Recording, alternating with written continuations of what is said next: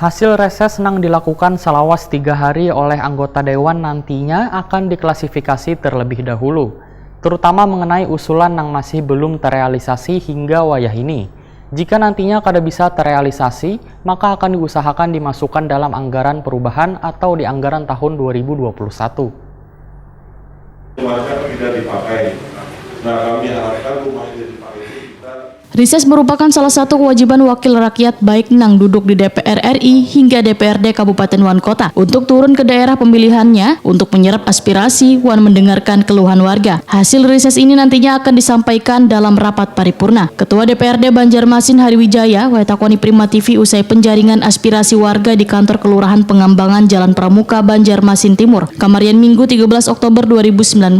Menurut Hariwijaya, hasil rises nang dilakukan selawas 3 hari oleh anggota Dewan ini nantinya permasalahan wan usulan warganya akan diklasifikasi terlebih dahulu, terutama mengenai usulan yang masih belum bisa terrealisasi hingga wayah ini. Setelah diinventarisir, kemudian akan dipilah lagi untuk mencari skala yang diprioritaskan. Politisi Partai Amanat Nasional ini pun menyatakan dalam menentukan skala prioritas dari usulan warga harus dilihat kembali dengan anggaran yang tersedia di tahun 2020 mendatang. Jika nantinya kada bisa terrealisasi, maka akan diusahakan, ujar Hariwijaya, dimasukkan dalam anggaran perubahan atau di anggaran tahun 2021 agar seberatan usulan tersebut bisa terrealisasikan. Hariwijaya pun mengaku optimis bila segala usulan wan keluhan warga wayah rises ini bisa terrealisasi karena sebagian sudah masuk di dalam anggaran.